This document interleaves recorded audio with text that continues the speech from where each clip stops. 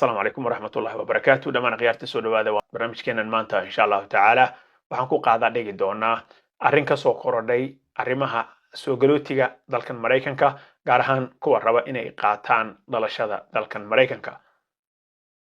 ku bilaabay waxaa soo baxday dekreeto ka soo baxday aqalka cad ee dalkan Mareykanka taas oo amar lagu siinayay hay-adda iyadu qaabilsan jinsiyadaha iyo soo galootiga ee USCIS oo iyadu qabata araajida dadka raba inay qaataan I-94ka green cardka iyo dhalashada dalkan Mareykanka ee naturalizationka hay-addan ayaa waxaa amar lagu siiyay in ay soo rogto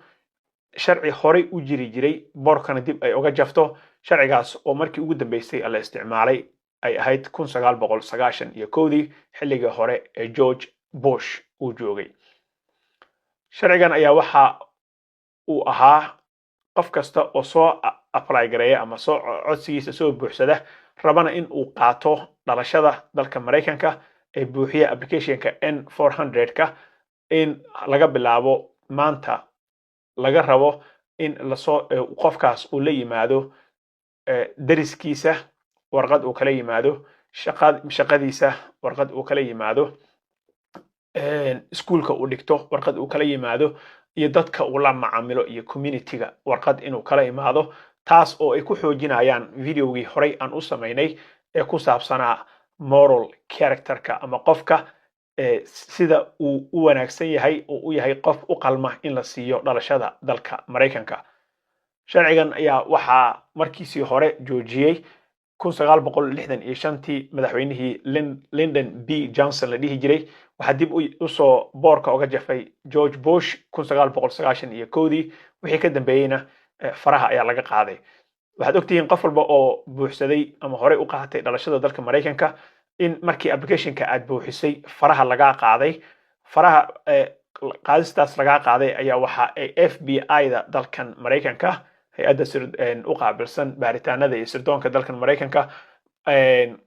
inay sameyn jireen waxa loo yaqaano background check ama in la soo baaro qofkan muwaadinka ah ama muwaadinimada raba inuu qaato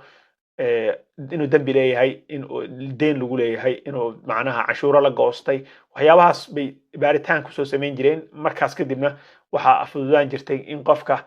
mararka barkood waqti dheer ba qaataan FBI background check qofkaas in faraha laga qaado oo sharcigiisa la siiyo hadda waxa ay ku soo kordhiyeen cadeymo extra ah in laga rabo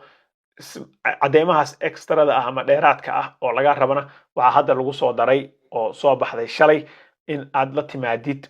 neighborhood checks baa la yiraahdaa dariskaaga uu warqad ku qoro in shaqadaada ay warqad ku soo qorto iyo in dadka ku yaqaana ama communityga ka tirsan tahay ee warqad ku soo qorto haddii aad diido baa la yiri inaad warqadahan iyo cadeymahan aad keento waxa ay officerka immigrationka uu awood u yeelanaya ama awood loo siiyeyba in applicationkaaga denied uu dhaho oo uu diidmo qayaxan uu ka saaro haddii xilligan hadda lagu jiro any kind nooc rabtaba ha ahaatee wax immigration benefit ah oo ama green card ama I-94 ama naturalization haddii lagu diido waxa dhici karto in lagugu sameeyo removal dalka laga saaro marka waxa ay sheegayaan hadeer oo la isku raacsan yahay looyaro badan oo ka doodaya arrinkan iyo dad immigrationka u dhaqdhaqaaqa oo arrinkan ka doodaya ayaa waxa ay sheegayaan haddii aad rabto in aad iskaba ka hortagto officerka inta uusan soo weydiisan waxa choiceka ama iska leh awoodda farta laga saaray immigration officerka case-kaaga gacanta ku haya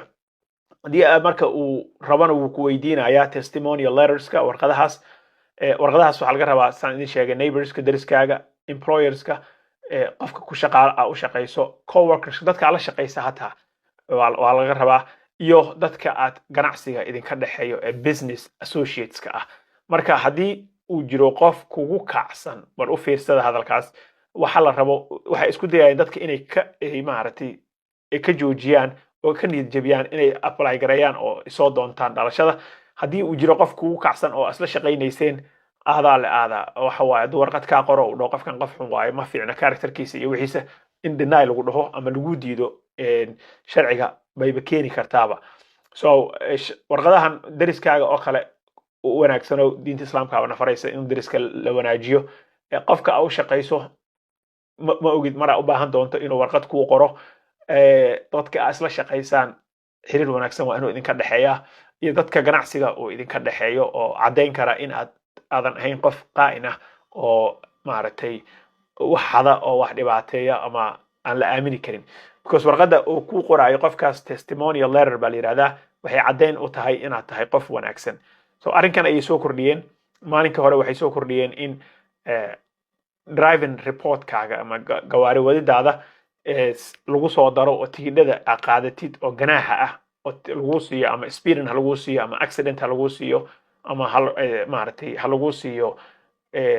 si kale oo nal aa gudubtay haddii tigidhadaada ay fara badan yihiin